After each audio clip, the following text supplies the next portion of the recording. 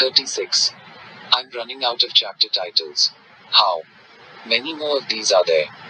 Dad, Kev, you like getting your dick sucked, don't you? Me, yes. Dot. Dad, well, have you ever had your dick sucked on crack? Me, I can't say that I have, Dad. Dad, well, that's how it happened. I was fucking around with this chick after your mom and I split up, and she told me to try it. She was right, it was the best dick sucking I ever got. I did it again and again until I realized it wasn't her that was so good. It was the crack. Me, okay, Dad. My father was back in my life. It was the last thing I'd expected. We were sitting in the kitchen of my mom's house, having his version of a heart-to-heart talk. He said that with those magic rocks, he'd gained the power to sleep with women who were way out of his league. He said they would do anything for crack. He said all he was trying to do was get his dick sucked more, but he got hooked.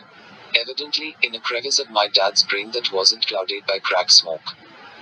He had a conscience. A few weeks after he stole my brother's car and barbershop supplies, he asked for help from a local priest who'd been trying to get him to quit drugs. Since then, he'd been in and out of rehab. I'd been working hard in the interim to get my brother to forgive him, track him down, and see if we could help him. Eventually, we found him at a rehab program in Mount Airy. We visited him there and told him that whatever he needed to stay committed to the process, we were ready to do. And now he was back. As we sat in the kitchen where he'd once lived and cooked grits, Dad opened up for the first time that I could remember. I listened to every word closely, piecing together the puzzle of my father. When he said, "Y'all got no idea what it's like to get all tricked up with crack and be treating all these people in the crack house to everything you got, and then they won't buy you a damn 25-cent bag of potato chips," I tried to understand. When he said, I thought I could turn it off and on like a faucet. Then I discovered the faucet was broke, you understand. But now I'm done with that shit and I got a clear head and I don't miss it, I believed him. And when he said, "Do you wanna hang out or something?" I knew that we were going to have a relationship again. Though my brother still understandably held a grudge, I didn't. The man had made an effort to clean himself up and face his family. He was still my dad and the crazy-ass person I loved. With my brother and father back in town, I had something like a family again. I could pick up the phone and call or see them anytime. Dad was sober. Mom was happy. Kenneth owned a business. And I had a direction in life. Things were looking up for your humble narrator, and they were about to get even better. 37. 5 chapter titles ago, I referred to myself in the third person. Does that make me seem egotistical? For a solid year, I slugged it out in the clubs and bars, hamburger restaurants, and fish fry places, bowling alleys and community centers. I didn't just rely on Toure for work. Every time I met a comedian, I'd ask if I could open for them. I was never afraid to approach them with my hand out. The worst thing they could say was no. And if they did, then I'd stop by their shows and support them. Anyway, often they'd come around and that no would turn into a yes. I went from making no money a week to $50 to 70 to, finally, 90. Once I hit that number, I felt good. I was earning more than I'd budgeted. When I left City Sports, enough to pay my rent after my mom's checks ran out. This was possible because of a plus-sized, hallmarked character named Big Jay Okerson that I'd become friends with. He lived in New Jersey and had something that I sorely lacked, a car. So every time I got booked as a headliner, I'd make sure to get Jay a guest spot too so I'd have a ride. Being able to accept more gigs meant being able to accept more money. Big Jay was the only white comedian I saw at that time doing black rooms and getting love, at least most of the time. I once saw a dude tell him, "Shut up, white boy," with such hatred that Jay just said good night and walked right off stage. We were finishing a show in South Philly one night when Toure told us the News Def Comedy Jam, which was the biggest thing in our world at the time, was hosting a competition, and they were going to do it at the Laugh House. Bob Sumner, who created the show with Russell Simmons, was going to be there, judging the comedians. He was known as the star maker, so every comic in The City signed up: Meet Toure, Big Jay, Tommy Too Smooth, Michael Sean, Jamal Dooman, Denny Live, and Michael Blackson, the African king of comedy. The prize was $500 and a personalized Def Comedy Jam Championship jacket. But more important than the jacket or the bragging rights that went with it, the winner got an opening slot on the actual tour when it came through Philadelphia. This was a chance to perform on stage with Earthquake, D.L. Hurley, A.J. Johnson from Friday, and other national headliners. Before the competition, the other comics were intensely focused. They had headphones on and notepads out and were busy warming up as if it were the Super Bowl of comedy. What worried me most of all was that this was a real contest. I couldn't just bring my loud-ass friends. Def Jam had its own judges who would determine the 3 finalists and then the one winner. I was on 4th. When the stakes are higher than what you're used to, there's one rule: go with what you know, don't change it up. Because when you start performing new stuff instead of polished stuff, you're more likely to bomb. I did my tight 5 minutes, and I destroyed. The 3 finalists were Meet Toure and Tommy Too Smooth. Word got around, and 2 weeks later, we performed for a packed house.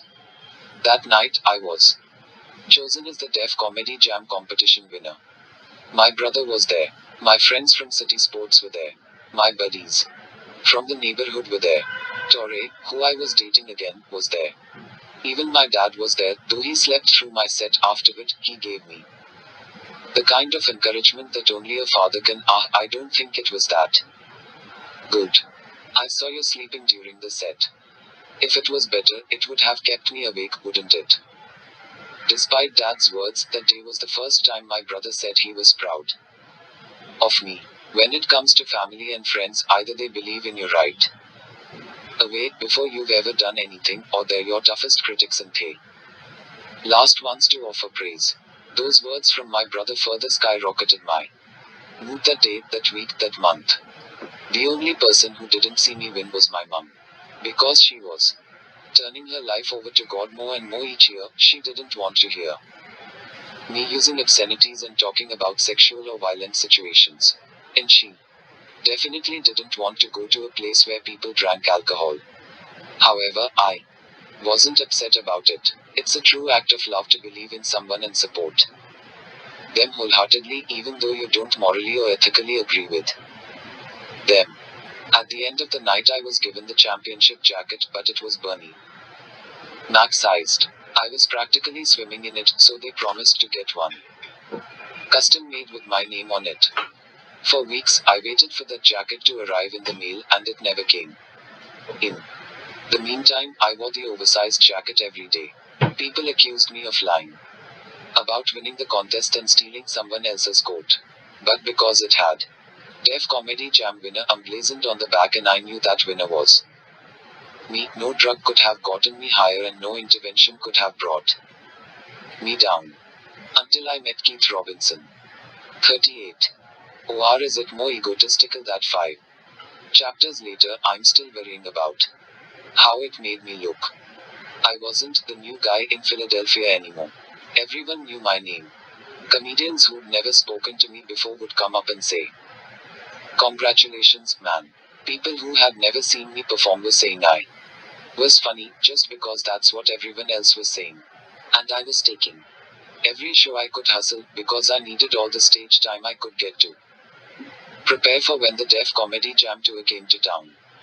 I took so many shows that I started making more money. So when Paul lost his job and tried to steal from Tory's purse to pay the rent, I decided it was time to start living alone. I carefully prepared a budget and determined that if I continued to work this hard, I could afford $400 for rent plus another $100 for utilities and other expenses. On a Saturday night a few weeks before the Def Jam show, I stopped by the Laugh House, where a local comedian named Keith Robinson was headlining. Although I'd never met Keith, he'd been around for a while and was one of the most respected performers in the local scene. He'd acted in a TV movie with Don Cheadle. I think he even performed on Star Search back when I was in elementary school. I strutted up to him at the beginning of the night wearing my Def Jam jacket and asked him for a guest spot, which I was sure he would give me because of the aforementioned jacket. Can I have a spot tonight? What's your name, young fella? He responded in what had to be the most grating voice to ever rub my ear. Lil Kev the bastard, I told him proudly. The bastard. He screwed up his face. That's fucking horrible. Tell me how you really feel. I smiled, assuming he was joking. Fucking horrible, he repeated. He wasn't joking. What's your name? Stupid. Kevin. Paused, no response. Kevin Hart. Much better. I wanna see what you got, young fella. Yeah, you can get a guest spot. There were several other comedians there jockeying for stage time, but he shut them down and said, I'm only giving this kid here a spot. I was in great form from all the practicing I'd been doing, so I went on stage. And boom, boom, boom, I hit them with every joke I had. It was Saturday night. And the place was thick with laughter. After the set, I asked Keith, what did you think? I was certain I'd impressed him with my young, raw talent, and waited for the praise to roll in. It was awful. Awful. In all this time, no one had said anything that direct and harsh to me. Especially not an older, established comedian. You're not talking about shit, he continued. I'm not getting to know who you are. What do you mean? You just saw me. Everyone was laughing. So what? People will laugh at anything. You're doing black crowd tricks. Son, comedy is about experimentation. You're rehashing corny bits that have already been done and will always work. It's TV dinner comedy, prepackaged. His words hurt, but I tried not to show it. Stop catering to the audience and start working on being a comedian, young fella. I tried to respond, but I couldn't get any words out. I just beat out all the other comedians in Philly. I had to at least have something going for me. Now, I definitely saw some pizzazz, Keith went on. I saw a solid stage presence and a lot of energy. But none of that set was about you. So it means nothing. There's only so much abuse a person can take. Who was this guy to come out of nowhere and tell me to change my whole act? You tell him your real name. He slapped me hard on the back. It'll take you further and it'll sharpen you up. Stay and watch my set. I stuck around and saw Keith perform. His entire routine was about him, his life, his point of view, his family. He told jokes about his mom and his brother, sharing insights about them that were so specific, they had to be true. Unlike me, he was very relaxed on stage and wasn't afraid to take long pauses and let things settle. He didn't seem to be putting on a persona so much as sharing his own personality at its best. He was right, compared to him, I looked like an amateur who was trying too hard. I decided that night to try letting go of my comedy name. When there are no consequences to taking someone's advice, then there's no reason not to test it out and see if it works. In the days that followed, I told hosts to introduce me as Kevin Hart. And I discovered that while Keith's advice worked for him, it didn't work for me. I had no swag as Kevin Hart. I wasn't interesting as Kevin Hart. I wasn't funny as Kevin Hart. Just imagine, you're on a date. You're at a comedy club. You're both a little nervous and hoping to have a special night together, a night to remember. You've never heard of the performers, but your friend promised you that this club was a good time. Someone comes out and says, I'm Kevin Hart. What's up? Someone else comes out and says, I'm Lil Kev the bastard. What's up? Which one is going to get you more hyped? Have you smiling at your date with that look in your eyes that says, see, I told you this place was fun. From the start, Lil Kev the bastard is funnier. He has attitude. He has presence. He's memorable. He's original. He doesn't give a fuck. You are ready to laugh at this little bastard. When I was Kevin Hart, none of the bits that I did as Lil Kev the bastard were funny. Kevin Hart was dull compared to crazy ass loudmouth, unpredictable Lil Kev the bastard. I was nothing without the name, and with the Def Jam show coming up in just a week, I needed to follow my own advice and not change up an act at the last minute. I didn't want to bomb in front of thousands of people, so I ended the experiment and dropped Keith's advice. So you're back to Lil Kev the bastard? Toure asked when I told him to announce me by my stage name at the next show. Yeah, I tried what Keith said cause he was so cocky about it. But that Kevin Hart shit just doesn't work for me. Cause you would know, right? He rolled his eyes. You've been doing comedy longer than anyone here, so you're the expert now. I gotta be doing something right. I won the Def Jam competition. That's because you're new and young. You don't know who you want to be yet. I tried not to listen to his words. It was like dropping poison into my ears right before the biggest show of my life. Maybe they were jealous that the new kid was eclipsing them. I'm embarrassed I thought that, but those first wins can go to your head. More importantly, I couldn't afford to have any self-doubt and fuck my game up before the show. So I hid behind overconfidence and arrogance. On the big night, I got a ride to the Chorus Center with Toure.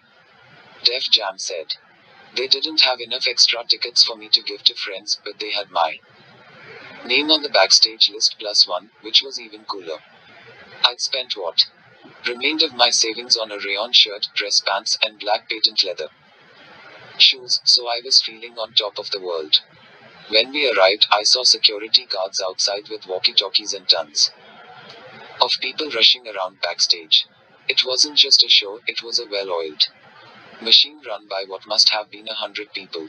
At every other show I'd been to, the comedians had almost no support. Maybe there'd be a host, who was usually also doing sound and lighting, and sometimes a separate DJ. But at the Chorus Center, I couldn't even imagine what jobs all those people could possibly be doing. I walked through the corridor looking at the names posted on the doors: D.L. Hurley, Earthquake, A. J. Johnson.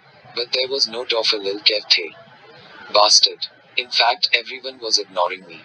Toure and I just wandered around, lost backstage. I started to get nervous. Did they know that I was supposed to open the show? Lost backstage. I started to get nervous. Did they know that I was supposed to open the show?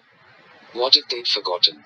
I finally found Bob Sumner in an office where he was talking with 3 other people. He greeted me without enthusiasm, then introduced me to someone he identified as a production manager and told me to stay close to him.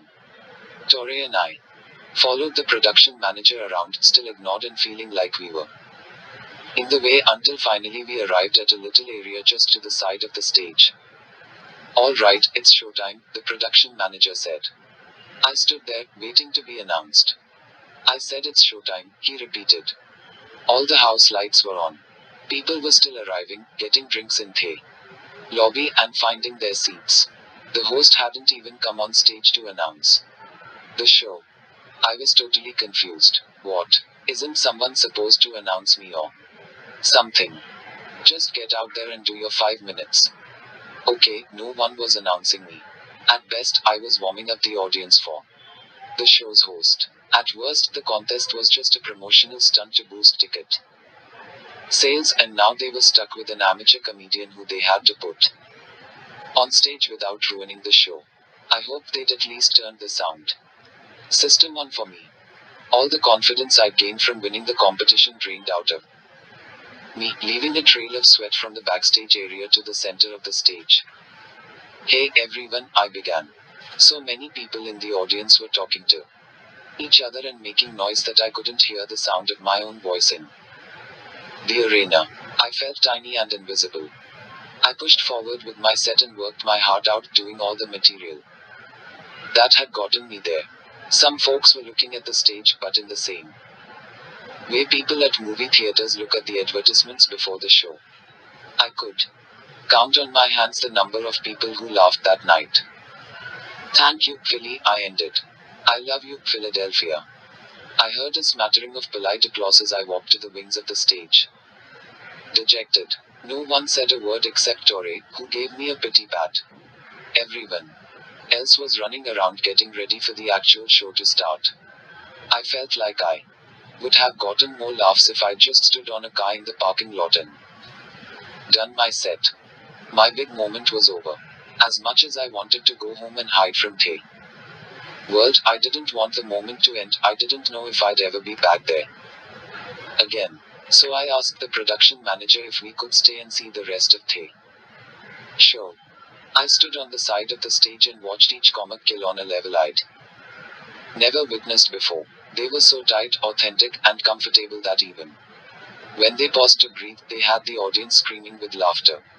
I'd never seen, up close and in person, comedy at that level of mastery and control before. Even Torre was dying with laughter. I looked at her doubled up and thought, sadly, she doesn't even laugh like that at me. In that moment, I understood that I had been given the slot I deserved. I wasn't good enough yet. In the small bubble of the laugh house in the Philly comedy scene, maybe I stood out. But it was like standing out in a high school play. It wasn't the real world of entertainment. The stage one was on at these tiny clubs was the size of a subcompact parking space. This was a real venue, with a stage the size of a barn. I was a long way from being able to perform on this scale and at this level of professionalism, even as an opening act. As humbled as I was, I knew one thing: I needed to somehow get from here to there. I wanted to be as funny, natural, and polished as the headlining comedians there. I wanted to be as successful as them. I wanted to be playing on stages that big every night. I wanted to make as much money as they were probably making. And I wanted to make my girlfriend laugh that hard. Watching the Def Jam show from behind the scenes filled me with an ambition that I'd never felt before. It raised the ceiling on what I thought was possible and where this all could lead.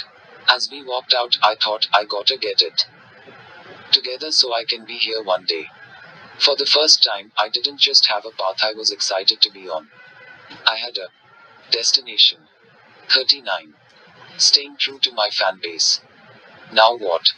After experiencing the scale and energy of the Def Comedy Jam tour, it was hard going back to the same clubs, bars, and random Philadelphia spots. It started to feel like the top rung in town was a weekend headlining slot at the Laugh House, but that wouldn't get me to the place Earthquake and D.L. Hurley were at. I couldn't understand how I was supposed to reach that level, or how anyone did. Was I supposed to just keep performing until the next contest came to town? I was only 20, and it felt like I was already peaking. I needed to figure out the next step. What did I tell you, stupid? That was when Keith Robinson came back into my life. I'd have recognized that voice anywhere. I just stepped off stage at the Laugh House, closing with the usual, I'm Lil Kev the Bastard. Thank you, and good night. Stop telling people you're Lil Kev the Bastard. A nasal voice drilled into my skull. I told him that I'd taken his advice, but it wasn't working for me. Audiences didn't find Kevin Hart nearly as funny as Lil Kev the Bastard. Sit down. He gestured. I sat down obediently. Let me ask you a question. How many people do you think are gonna remember Lil Kev the Bastard? Shit, my whole fan base, man. My fan base was like 27 people. Okay, then tell me some comedians with nicknames who are stars. Earthquake, Cedric the Entertainer, Sinbad. I said stars. People that are worldwide. People that are globally known. Household names for telling jokes. Name just 4 people. I thought of the legends: Eddie Murphy, Bill Cosby, Richard Pryor, George Carlin. None had stage names. I don't know, I stammered. That's my point. That name may work for you in the short term, but you're cutting off an entire group of people that may not get Lil Kev the Bastard. If you wanted to be a wrestler or a rapper, Lil Kev the Bastard would be fine. However, you want to have a relationship with the audience, and the name you were born with is going to have more depth and authenticity than a character you made up. Yeah, I sighed. On an intuitive level, I knew that he was right. But I didn't want to start all over as Kevin Hart and throw away the work I'd done so far. I can see the doubt in your eyes. Keith grew more impassioned, leaning in a little too close. Stop being a dummy. Your job as a person with talent is to make yourself interesting after the audience hears your name. Define the person who was just introduced. How do you do that? It's simple, stupid. You be yourself. When they say Kevin Hart, your first words should be, hey, what's going on? My name is Kevin Hart. I'm happy to be here. Quote. It felt like he just told me to pull down my pants and take a crap on stage. In fact, taking an onstage shit would have made more sense to me. At least that was interesting and memorable. Starting out by greeting the audience like I was at a job interview made absolutely no sense. But I was willing to try it again. Oh, man. I can do that, I guess. It's a long journey to finding yourself. Just go on that journey. It's worth it. He advised me to stick around and watch him perform again. I paid attention, as he did exactly what he'd suggested I do, and I noticed that because of it he was coming across more like the stars I'd seen at the Def Jam show than like me or Tommy Too Smooth with our gimmicks. And that's when I got it, I could be funny for 10 minutes at my best. Same with most of the other new guys on the scene. But when Keith started talking, you felt like you could listen to him for hours. He wasn't delivering material or playing characters. He was just being himself. It was a radical concept. After his set, he hung around talking to audience members and other comedians, then returned to the table where I was sitting. He slapped my head, then spoke the words that would change my life. If you're really serious about this, you gotta get out of here. Philadelphia isn't the place that's gonna make you better. You gotta get to New York. It's the comedy capital of the world. Your game has to seriously rise up to make it there. My eyes widened and my heart raced. Man, I'd love to. How do I do that? He wrote down his phone number on a napkin, handed it me, and said, if you're serious about going to New York, you call me and I'll take you there. I couldn't believe this guy was inviting me to New York out of the blue. Either this was an opportunity to move toward the goal I'd set at the Def Jam show or a total scam. He could be a pervert trying to get me alone on an isolated road. With his pulled up too high dress slacks and creepy goatee, he kind of did look like a guy who hung around playgrounds pretending to read the newspaper. I had to make a choice, risk getting in the car with a stranger, or risk missing what could be the biggest opportunity of my career. There was only one path I could reasonably take. It wasn't the one my mother would have approved of. 40. Lil Kev vs. Big Kev. I called Keith the next day and told him I was ready to go to New York. You got a car? He asked. No, but my friend does. Meet me tomorrow at 4 at the 7-Eleven on City Line Avenue. Bring the car. I hung up and called Big Jay Okerson. Yo, we gotta go to New York. I just met this guy. He's saying that's where we need to be. He said to call him when I'm serious, and I just called him. Jay agreed to come with, since it would be an opportunity for him as well. The next day, he picked me up and we drove to City Line Avenue. Keith parked his car in a lot there and jumped into Jay's car. As we drove to New York, Keith broke down the scene for us. We're going to the city where all the best comics are. This is the big league.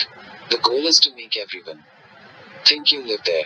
You have to be the first one in and you gotta be the last one out. Got it, dummies. When we arrived, he directed us to a place called the New York Comedy Club in Gramercy Park. He ran inside while we found parking, then we met him at the club and watched his set. As soon as he finished, he had us drive him to the Boston Comedy Club in Greenwich Village, and we did the same thing. Next we drove him to the Gotham Comedy Club in Chelsea to watch him do the same jokes all over again. What about us? I finally broke down and asked after the Gotham show. Are we getting up anywhere? Y'all need to see what this is first, he responded. And here's what that was: more comedy clubs than I could ever imagine in a city, more talented comedians than I'd ever seen in a night, a seemingly endless supply of audience members, and a total lack of parking spaces. We must have chauffeured Keith to 7 comedy clubs that night, and we spent most of the time searching for parking. When he finally finished around 1 in the morning, he took us to a brick-walled basement club called the Comedy Cellar. The show had ended for the night, and upstairs there were a few Lingering customers and a table full of loud comedians, who greeted Keith as he entered. I recognized some of them from television: Patrice O'Neill, Rich Voss, Jim Norton, Bill Burr. Keith led us to an empty table. "Y'all hungry?" he offered. "Order some food. I'm gonna take care of you." He then stood up and headed to the long, dirty, drink-filled table full of loud comics. "Can we sit with you?" I asked. "No, that's the table. It's for real comedians. Y'all ain't qualified to sit there." He walked off, leaving Big Jay and me by ourselves. "What the fuck is this, man?" Jay griped. "This is a waste of time." He didn't even let us get on stage. I tried to be positive about it, but after sitting there for another 90 minutes, while Keith completely ignored us, I had to agree. We took him everywhere he wanted to go. Now he's pretending like we don't even exist.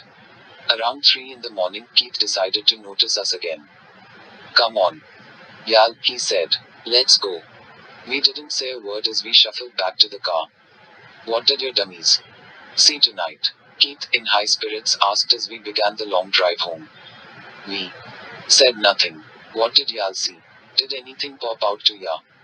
"Man, we saw you perform 7 times, and you ain't even talked to us," I finally said. "I saw a lot of taxis trying to hit my fucking car," Big Jay grumbled. "That's all you saw? Open your eyes, dummies. What you saw was a comedian get on stage 7 different times and work on his material 7 different ways. You saw a community of comedians. And you saw how many comedy clubs?" "A lot," I replied. "But why couldn't we go on stage?" "It's not about you getting on stage, stupid. It's about you seeing what's out there. This is the world where you need to be if you wanna make it. I could easily get you guys into these clubs, but I'm not using my good name to help nobody that's not serious and not making this a #1 priority. We're serious. We just think we should have had the chance to get up." "Shut up about the get up. Get serious about learning." They spat on me for years before I could even think of getting up somewhere. I relented. Okay, we're serious about learning. Then keep rolling with me and everything will fall into place." "All right." Jay agreed. "All right." Then Keith fell asleep and didn't wake until we pulled up next to his car. We drove Keith to and from New York 4 different times in the next week. The following week, it was another 4 days. Each trip was the same. We watched him perform in some half a dozen clubs. Sat around like sullen children while he talked to famous people at the comedy cellar, then drove him back to Philadelphia while he slept in the backseat. It was some Mr. Miyagi shit.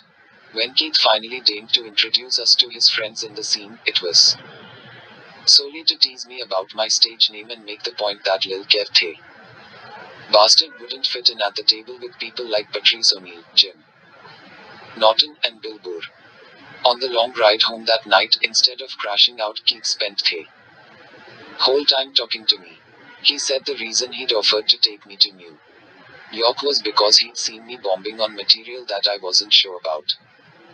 The fact that I was testing myself and trying out new material let him know that I had potential, if only I would get rid of what he called the hacky, pandering garbage. "The main thing is to come from the heart," he went on. "Say something that matters, rather than stuff you think the crowd wants to hear, and you won't go wrong, even if it doesn't go over well. All that matters is you. But what should I do to make that stuff funny without pandering? Just tell the truth, then work your way to funny from there. When you let them in on what's really going on with you, you'll automatically find the jokes in your life." What's an example of someone who does that? Look at Richard Pryor. That's why he's still unanimously the #1 comic. Sometimes life is brutal, and he isn't afraid to come out with his truth and say it. And when he changes his mind about things, he isn't afraid to tell people he doesn't feel the same way anymore. Just speak what you know, dummy. I lived in the projects back in 1980, but they're not the same now. So I don't speak about them and pretend like I know what it's like to grow up there today. My heels were still dug in a little, so I told him some of the things I was Worried about losing momentum, not being memorable, not being funny. I get it, he replied. If you have pretty girls in the audience, you don't want to bomb in front of them. And a black crowd will give you a nice booing. But you have to look at the bigger picture, which is growth. I've been through all the stuff you're going through and had the same worries, so trust me when I tell you that you're going to get worse at first and then you're going to get better. Much better. On my free nights, I tried taking his advice. I started performing as Kevin Hart again. And I struggled every time. What's up, y'all? I'd begin. I'm Kevin Hart. The audience would stare at me blankly. It felt like I was forcing myself to be normal. I'd gotten so used to being a clown on stage that I didn't know how to be myself. I wasn't connecting with anyone in the audience. And being exhausted from all those late nights in New York didn't help. I asked Ture for advice. You're still trying too hard, he said. Just talk. How you talk. Can't nobody steal that.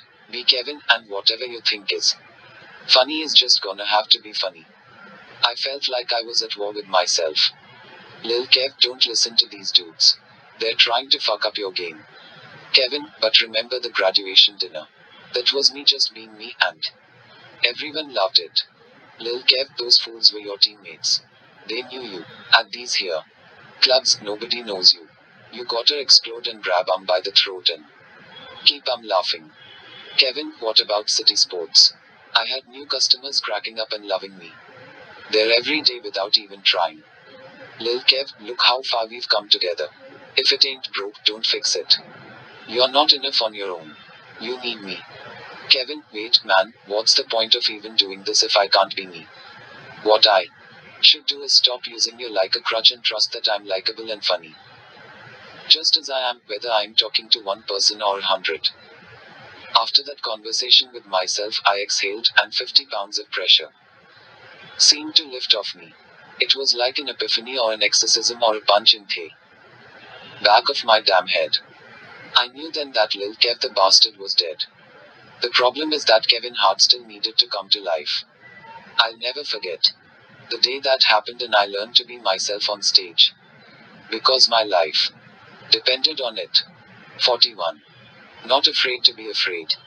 It was a Tuesday, which was always a dead night at the Laugh House, but it was a chance to get some stage time in and make a little money during a day off from New York. The audience was usually a smattering of comedians and their friends, with Ture claiming the night as host. I arrived with Spank and Neem, and sat in the back with the regular comedians, Buckwild, Sean Clayton, and Tommy Too Smooth. The room was nearly empty otherwise, except for a small group of rowdy guys sitting at the center table in the front of the house, yelling at Ture as he was trying to host. Yo, man, I know those guys. Spank nudged me. Bad dudes. From the Richard Allen Projects. Ture did his best to keep it together on stage, but he was clearly rattled. All right, man, look, we gonna get this show started and have a good time. Who's ready to have a good time? Yo, shut the fuck up and bring the next nigger on. One of the guys in front yelled. I looked longingly at the exit and tried to think of plausible excuses I could make to leave, or at least not perform. I didn't know how to handle them. Because they were at a level far beyond heckling. They weren't there to laugh, but to start something that neither I nor anyone else there could finish. Sean Clayton went on first, and they went after him instantly. You're a weak-ass nigger, one of the guys yelled. Yeah, I am a weak-ass nigger, Sean replied. I know that 'cause I used to run from all y'all. They laughed, but I looked up at Sean and he wasn't laughing. My hands began trembling, and before I could stop it, my next thought was, Mom, help me. I'd never before, as an adult, been so scared that I wanted to run to my mama. Fuck this. I'm going up there, Buckwild said bravely after Sean's set ended. I felt like those might be his last words. On stage, he had a fast-talking, rough-voiced street persona, complete with cheap gold-colored jewelry. I think his confidence that night came from the mistaken belief that he had street cred and would be able to relate to these guys on their level. Y'all niggers in here trying to stunt on me, you better back off. "'Cause we all trying to get money in here, know what I'm saying?" he began. Then he threw in his catchphrase, which never failed to crack up Philly. Audiences, dick suck everything. Next thing he knew, the toughest looking killer in the group stood up, said, "Get outta here," and threw his drink in Buck's face, drenching him with alcohol. And ice cubes. Did they just do what I think they just did? I stuttered to Spank. "Oh, they done did what you think they just did, and they bowed to do more." I couldn't believe what had just happened. The stage was a sacred barrier, and just in case someone did get rowdy, there was a security guard in the club. Brother Carlton. Where the fuck was he? Buckwild took off his glasses, then brought them to his shirt and started cleaning them slowly, as if in a daze. I'd never seen Buck do anything slowly in my life. When he was done, he mumbled Salam Alaikum into the microphone. He kept repeating it like it was a magic spell to cast peace over the club. "I'm saying Salam Alaikum, brothers." He put his glasses back on and made one last attempt to pacify them, mentioning the neighborhood he was from. Their response: "We know where you at. We know your block. Get on out of here, motherfucker." And that motherfucker got on out of there. He was done. Toure scrambled back to the stage and worked up all his confidence to tell them, "Y'all gotta calm down and let these here comics perform." They proceeded to tell Toure that they knew who he was and exactly where he lived. 2. Brother Carlton leapt into action. He was 20 minutes late in leaping, but at least he was gonna finally take care of this and get them out of there. He walked to the front table, bent down, and started talking to the guys in a low whisper. Every now and then, he'd clap one of them on the back and say, "That's all I'm saying, all right. Come on, man, y'all know how it is." Even from the back of the room, I knew what was going on. He was pretending like he was doing something. He wasn't saying shit other than talking to them like they were his friends. Nobody was gonna get kicked out of that place tonight except the comics. Eventually, Brother Carlton straightened up, walked away, and waved. "Go ahead, Toure. We good." I shook my head in despair. I was up after the next comic, and everyone in the room knew that all Brother Carlton had done was give these guys a free pass to do whatever the fuck they wanted to the remaining performers. The next victim was one of the best in the city, Tommy Too Smooth. He was a true professional, famous for playing different characters on stage, and I knew he'd stick to his set. As he began his first impression, however, the guys in the front came up with another move I'd never seen in a comedy club before. "You ain't funny," one of them snarled. "You're broke as hell." All of a sudden, whack dollar bills were flying everywhere on stage as the guys made it rain. I looked around for Brother Carlton so I could tell him with my eyes, "I don't know what kind of talk you just had with those guys, but I don't think it worked." However, I couldn't find Brother Carlton's eyes. All I saw was the door of the club closing really quickly. I think he figured, if I'm not inside the club to see what's going on, then I'm not responsible for stopping what's going on. "All right, well, that's my time," Tommy was saying when I turned back around. He quickly gathered as many bills as he could and walked off stage. Least I got paid for the night. Old Kevin Hart was up next. As soon as Toure announced me, I was grateful. I'd killed off the name Lil Kev the Bastard, because the heckles would have been merciless. I wanted to pass. "That's all right, I'm good. Move on to the next performer." But my respect in the scene was important to me, so I trudged toward the stage like it was the electric chair. As I did, I tried to figure out what to do. I knew I couldn't perform my set because they'd keep interrupting it and making fun of the punchlines. These guys were here to laugh at us, not with us. As I got on stage, I realized that there was only one thing I could possibly do to survive the situation, and that was to throw out everything I'd planned and talk about what was going on. I couldn't stop them or befriend them, like I'd seen others try and fail to do that night. The only thing I could do was what no one else had done, talk about what it felt like to go on stage and perform in front of them. Tell them the truth of my experience, because it was all I had. "This has been weird all night, guys, okay?" I began. I felt like I was Performing for my life. The stage is a vulnerable place. To people who like you, you're in the spotlight. To those who don't, you're at the center of a target. I recall the lesson I'd learned as the little guy in school, with humor and logic, or even better, humorous logic, you could disarm someone without fighting. Yal threw drinks on one dude, I continued. Yal threw money on somebody else. That one guy admitted he was a bitch. I'm sitting in the back, praying for help from my mama. This can't keep going on and on. For one thing, there's probably a stripper out there who really could have used those dollar bills to pay her rent. So why don't we break the chain right here? It was the first time I was glad to hear silence in a comedy club. They were listening to me because I was speaking to them, not at them. As I grew more comfortable, I began sprinkling in material from past sets that applied directly to the situation. Everything I say up here tonight is a joke. Okay. I don't need none of you guys coming up to me after the show talking about, so who's the funny one now? Quote. Suddenly, I heard quiet, begrudging laughter, the kind that happens when someone keeps their mouth closed and the chuckle escapes through their nose in a little puff of air. It was the smallest laugh I ever got, but it was the biggest relief.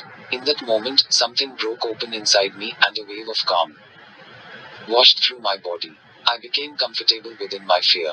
I realized that what these guys had been picking up on the whole time was people trying to hard. It was exactly what Keith and Ture had told me I needed to stop doing.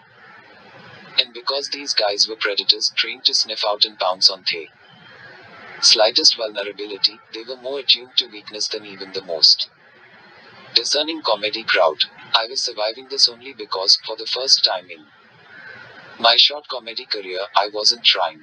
I was just being. The rest of the set flew by. Everything came out of my mouth effortlessly. I don't like to fight, I get scared real fast. Don't you guys be making no sudden movements. In fact, put your hands on the table so I can see 'em. It may not have been the funniest set I'd ever done, but it was one of the best so far, because I wasn't just playing the role of a scared guy on stage, I was a scared guy on stage. I was telling them that they'd won, because that was the only way for me to win too. I did get heckled a few times, but I was the only comic who got off that stage without being humiliated. It is through our most extreme experiences that the biggest growth happens. If we survive them. That night, I learned how to be vulnerable on stage. 42. Life of a baller. Kevin Hart, however, had money problems, as usual. Not only was going back and forth to New York with Keith calling me stupid the whole time starting to wear thin, but I wasn't making money on those nights. Some weeks we drove to the city 5 times. I told Keith that I was performing under my own name and getting better, but I needed more stage time. Still, he wouldn't let Jay and me get on stage in Manhattan. This meant that I had from 1 to 3 free days a week to perform in Philly, and always on off nights, which wasn't enough to earn rent money. I understood then why Ture never wanted to go to New York with me. He had a good setup at home. He had rooms all over the Philly area that brought him good, consistent money. He didn't want to give all that away, because someone would instantly take his place, and he seemed happy where he was. I guess that was the difference between me and many of the people I met over the course of my career. I always wanted to be bigger, I always wanted to do more, I always wanted to find the next step and the step after that. I didn't want to settle like I had in school and on swim team. This is as true today as it was then. When that envelope with a rent bill for $400 was slipped under my door, I looked in my sock drawer and all I had was $150. I wasn't even close. I didn't have the heart to ask my mom for money again, but between help from Ture, who'd recently been hired to work for Adelphia Cable, and my brother, I managed to make the month's rent. When I paid, I told my landlord that I was working hard to make it as a comedian and had gotten a big opportunity to start going to New York. Look, I assure you that once I get a rhythm going, I'll figure out how to be on time with the rent every month. Fortunately, the landlord was understanding and said he'd give me a little leeway while I got things together. After our next trip to New York, I talked to Big Jay about it as he drove me back to my house. His solution: fuck this. Let's not go anymore. We don't have a choice, I protested. If we go back to doing what we were doing before, nothing's going to change. This is at least a way out. Once we know some people in New York, maybe we can even get on stage without Keith. Good luck with that. I'm tired and I'm out. Jay wasn't being callous or cruel, he was taking care of himself. He was understandably fed up with spending what were sometimes 12-hour days going back and forth to New York like an unpaid chauffeur. But with Jay backing out, I now had two problems: no money and no way to get to New York. It is in these moments that you get nostalgic for a day job. At least there's a structure, set hours, a predictable paycheck, and a clear path. The following afternoon, Keith called with the usual instructions: hey, meet me at City Line Avenue at 3 o'clock. Jay said he's not coming. Why not? 'Cause he's not getting on stage. He said he wants to get on stage. Didn't I tell him to be patient and trust the process?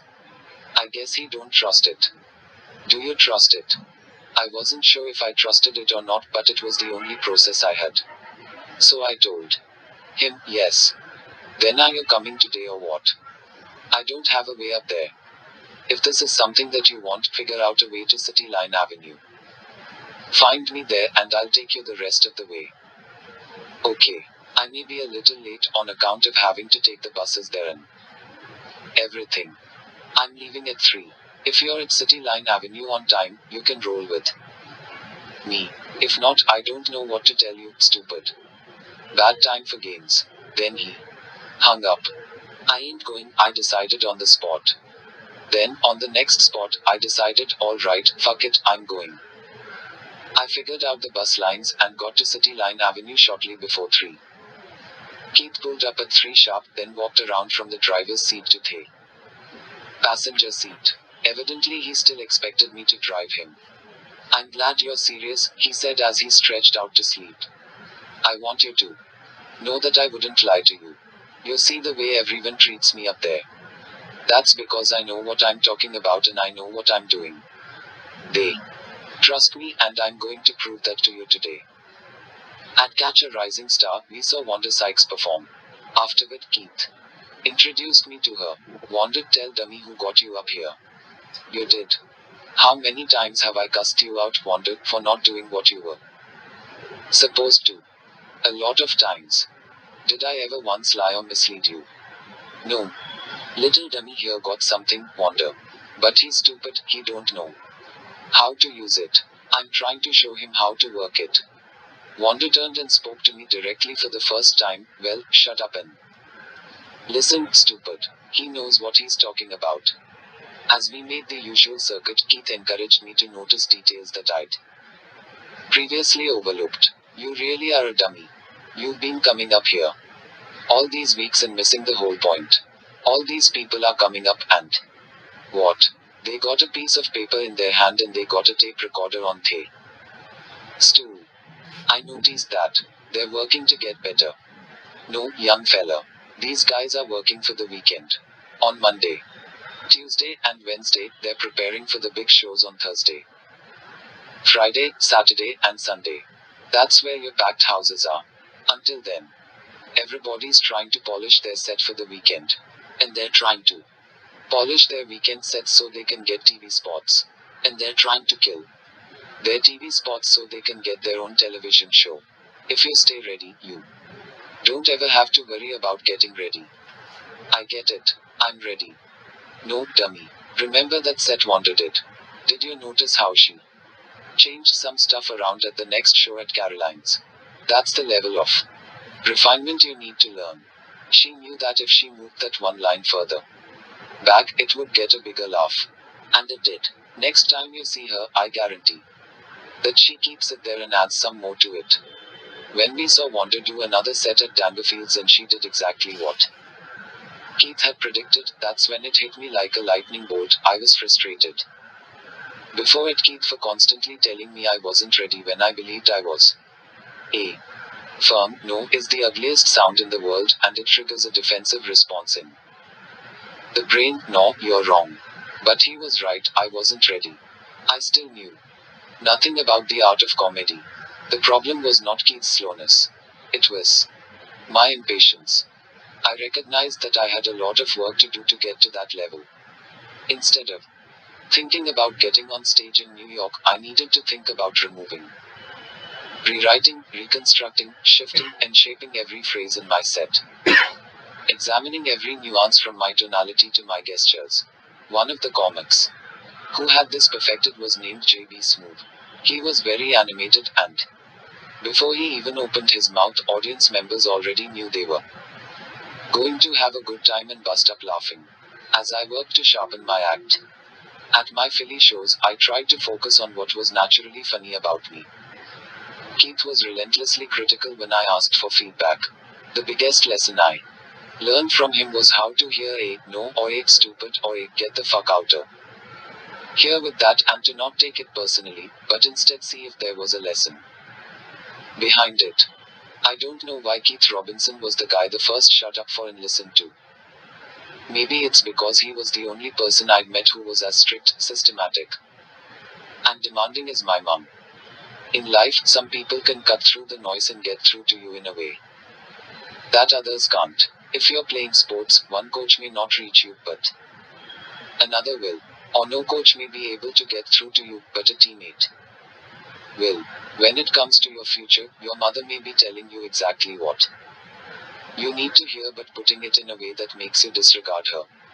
However, Calvin from 2 doors down the street says the same thing, and it comes off as so simple and helpful that you pay attention and take action. Cultivating the ability to listen to advice I didn't want to hear, objectively evaluate it, and know when to implement it didn't come naturally to me. I had to learn it the hard way, from someone who was very difficult to listen to.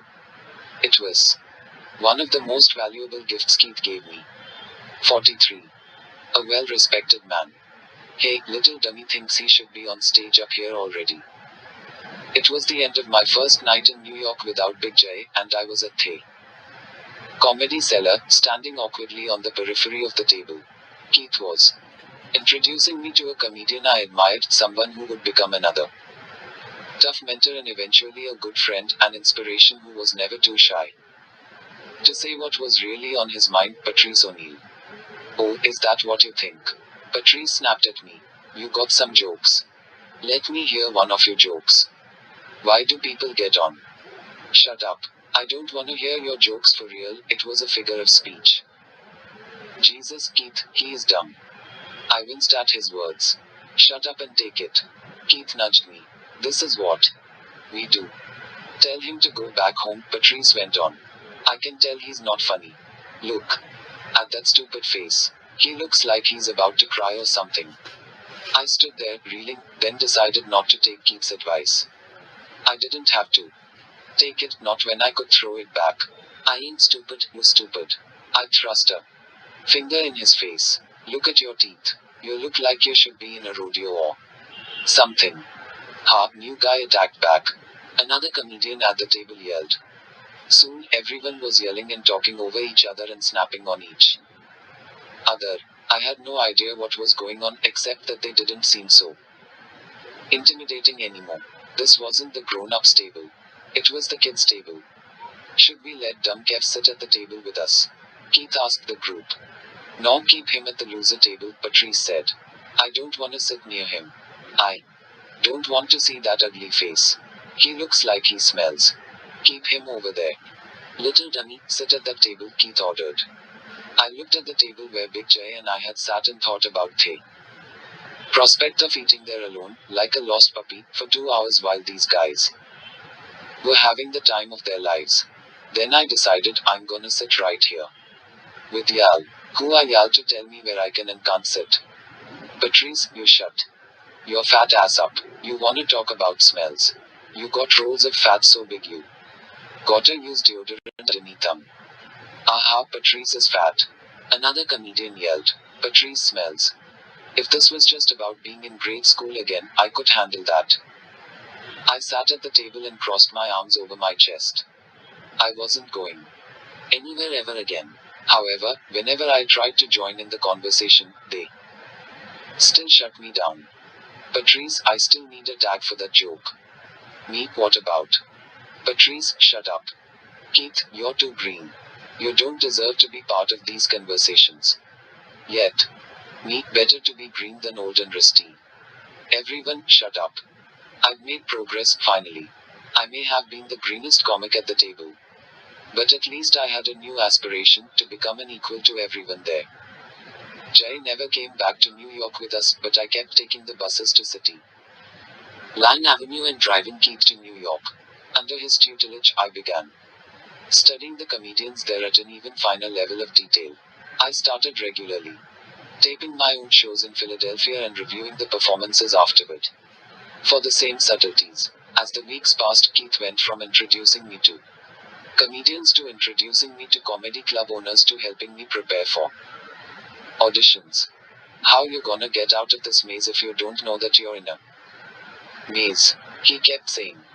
The first audition he helped me land was at the Boston Comedy Club, which had an urban night on Sundays. I easily passed, not because I was so good, but because I was so ready. I'd been to the club dozens of times.